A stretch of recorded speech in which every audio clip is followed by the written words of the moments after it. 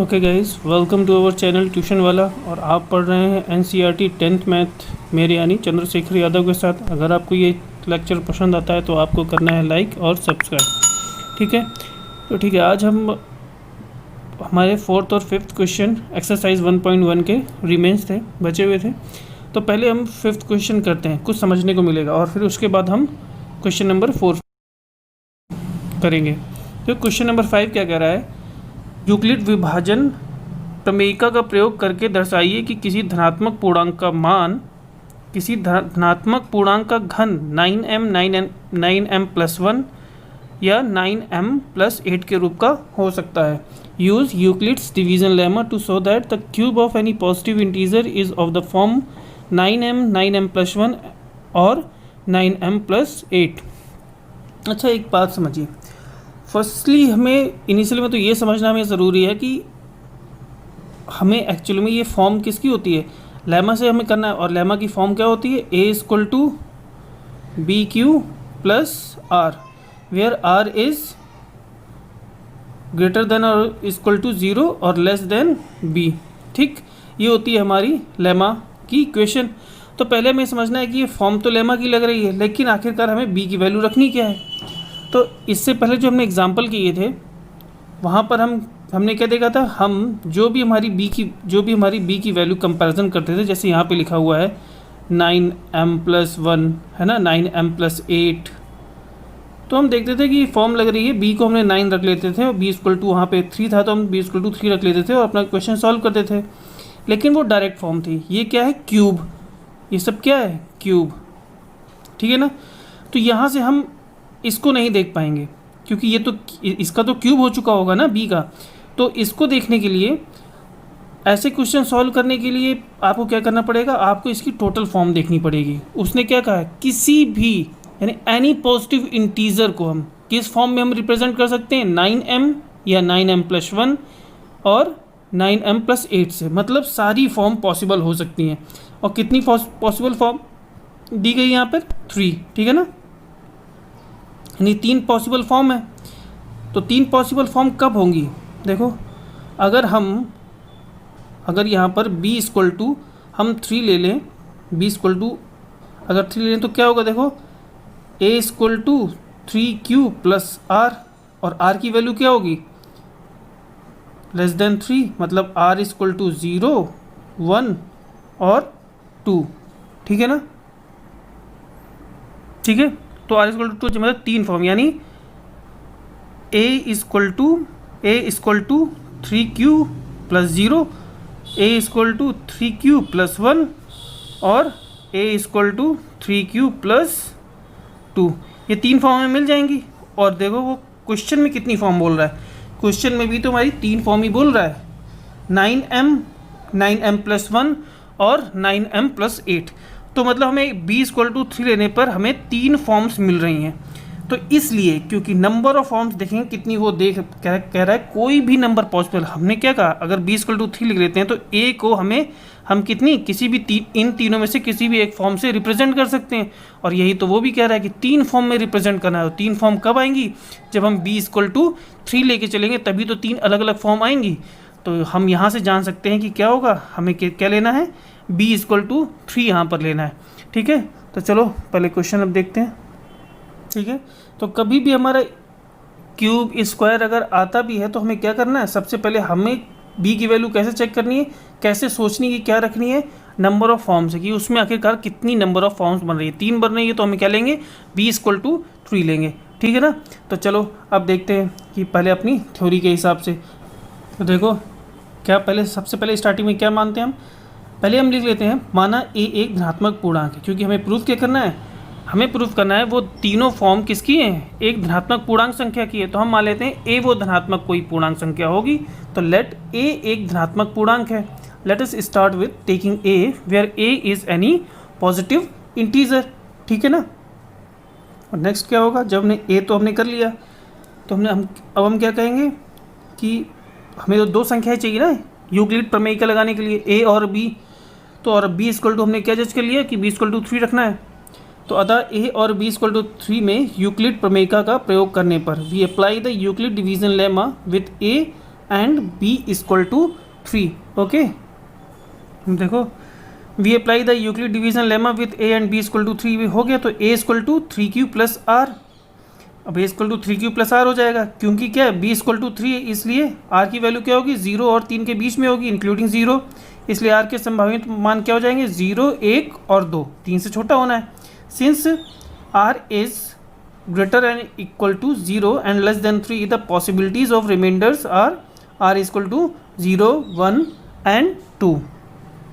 क्या कहेंगे, इसलिए a इक्वल टू या दस a इक्वल टू 3q और 3q प्लस 1, यहाँ पे आप 3q प्लस 0 भी लिख सकते हो, r की वैल्यू 0 रखने पर 3q प्लस 0, 3q प्लस 1 और 3q प्लस 2। ओके, और a cube equal to 3q का क्यूब और 3q प्लस 1 का क्यूब और 3q प्लस 2 का क्यूब। तो अब देखिए इसके क्यूब को निकालेंगे तो कितना आ जाएगा 27q क्यूब, ठीक है ना। और इसका ओपन करेंगे तो क्या होगा 27q cube plus 27q cube plus 1 नहीं 27q cube plus 27q square plus 9q plus 1, ठीक है ना।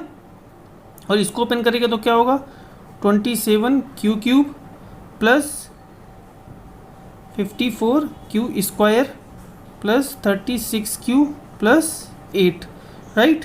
देन फिर हम इसमें से अगर लेट सपोज, क्योंकि हमें फॉर्म बनानी है तो हम इसको लिखते हैं 9 और फिर 3 क्यूब, ठीक है ना। और इसमें से भी क्या 9 कॉमन लिया तो फिर क्या लिखते हैं 3q cube plus 3q square plus 3q plus 1, ठीक है। अगेन 9 कॉमन लेंगे तो 3q square plus 6q square plus 4q and फिर प्लस 8। अब देखिए एक चीज़ 3q क्या है, एक q की जो q है एक कोशिएंट है ना, और q भी क्या होगा कोई ना कोई एक क्या होगा इंटीजर होगा। जो यहाँ पर q होता है 3q जब यहाँ पे होता है, ये q और r क्या होते हैं एक इंटीजर ही तो होते हैं, ठीक है ना। q और r यहाँ पर क्या होते हैं दोनों ही एक इंटीजर होते हैं और पॉजिटिव इंटीजर होते हैं दोनों ही, q एंड r। q और r क्या होते हैं पॉजिटिव इंटीजर होते हैं। तो देखो q क्या होगा एक पॉजिटिव इंटीजर, 3q क्या होगा 3q भी एक पॉजिटिव इंटीजर होगा, यानी होल ओवर क्या हो गया ये भी पॉजिटिव इंटीजर हो गया। इसमें देखो 3q स्क्वायर 3q ये सब क्या होंगे ये भी पॉजिटिव इंटीजर होंगे, क्योंकि इंटीजर का क्यूब वो भी इंटीजर ही, पॉजिटिव इंटीजर का क्यूब वो भी पॉजिटिव इंटीजर आएगा, क्यू स्क्वायर का क्यूब स्क्वायर क्यू का स्क्वायर वो भी पॉजिटिव इंटीजर आएगा, और क्यू वो भी पॉजिटिव इंटीजर, सारे पॉजिटिव इंटीजर आपस में ऐड होंगे तो ये भी क्या होगा ये भी पॉजिटिव इंटीजर होगा। अगेन ये भी क्या होगा एक पॉजिटिव इंटीजर होगा, ठीक है ना। तो हम यहाँ पर लिख सकते हैं 9 3q स्क्वायर को क्या लिख देते हैं एक पॉजिटिव इंटीजर कौन सा k1, और यहाँ पर 9 इसको ले लेते हैं k2 एक पॉजिटिव इंटीजर है प्लस 1 दूसरा वाला, और ये क्या है 9k3 प्लस 8, ठीक है ना। तो हमने क्या किया 9k1 प्लस 9k2 प्लस 1 और 9k3 प्लस 8 क्या ले लिए एक, ये हमारे क्या आ गए एक फॉर्म आ गई, k1 जहाँ पर एक इंटीजर है, k2 भी एक इंटीजर है और k3 भी एक नेक्स्ट हमारा इंटीजर है। तो हम क्या लिख देंगे वेयर जहाँ k1 k2 k3 are positive integer या क्या है धनात्मक पूर्णांक है, ठीक है ना। k1 k2 k3 क्या है जहाँ पर k1 k2 k3 क्या है एक धनात्मक पूर्णांक है। तो अब एक बात देखो k1 भी धनात्मक k2 भी k3 भी, अच्छा एक बार में कोई संख्या a होगी या तो इस रूप की होगी या तो इस रूप की होगी या बीच में और है, ये देखो और है ना ये, तो ये और है, एक बार में एक ही रूप में वो कन्वर्ट हो सकती है, या तो 9k प्लस 1 की फॉर्म रूप की हो सकती है 9k2 प्लस 1 9k1 या 9k2 प्लस 1 या 9k3 प्लस 8, यानी एक बार में एक रूप में हो सकती है। तो हम k1 k2 k3 ना लिख के हम डायरेक्ट ये बोल सकते हैं कि क्या बोलेंगे देखो क्या कह सकते हैं, अतः यह कहा जा सकता है कि किसी धनात्मक पूर्णांक संख्या के घनमूल का रूप या thus it can be said that the cube of any positive integer is of the form, किस फॉर्म में हो, किस फॉर्म में लिख सकते हैं, जो हमारा क्वेश्चन था. क्या था क्वेश्चन इसमें? या तो हम लिख सकते हैं 9m और 9m + 1 और 9m + 8. ओके, तो ये हो गया प्रूफ. अब देखो यहाँ हर जगह हमने 9k1, 9k2 और 9k3 लिखा था, लेकिन यहाँ पे 9m और 9m लिखा हुआ है. देखो हमने कहा ना एक बार में क्या होगा, एक फॉर्म ले सकता है. और क्या है, k1, k2, k3 भी क्या है, एक पॉजिटिव इंटीजर है, कोई पॉजिटिव धनात्मक पूर्णांक संख्या है ना. और यहाँ पर m भी क्या है, एक पॉजिटिव इंटीजर है. क्वेश्चन दिया गया है ना कि m क्या होगा, जहाँ पर m क्या है, एक पॉजिटिव इंटीजर होगा. यहाँ पर m क्या है, एक पॉजिटिव इंटीजर है. यहाँ पे लिख दो where m is any positive integer, यानी जहाँ m एक धनात्मक पूर्णांक है. ठीक है ना, जहाँ m एक धनात्मक पूर्णांक है. तो जब हमारी संख्या इस फॉर्म में लिखी जा सकती होगी तो क्या हो जाएगा, जो k1 है भाई, k1 की वैल्यू क्या हो जाएगी, इस m की हो जाएगी, क्योंकि k1 भी तो कोई भी हो सकता है, कोई भी पूर्णांक हो सकता है, तो इस रूप में हो जाएगा. तो हमने 9m इस 9k1 को 9m लिख दिया. अगर 9k2 + 1 की फॉर्म में लिख जाएगी तो हमने इसको ये 9m + 1, क्योंकि उस समय m की वैल्यू क्या हो जाएगी, k2 हो जाएगी. इस समय m की वैल्यू k1 हो जाएगी, और लास्ट वाले में m की वैल्यू क्या हो जाएगी, k3 हो जाएगी. ठीक है ना, इसीलिए हम लास्ट में लिख दिया 9m और 9m + 1 और 9m + 8. ओके, तो मिलते हैं फिर नेक्स्ट क्लास में. Okay, thank you.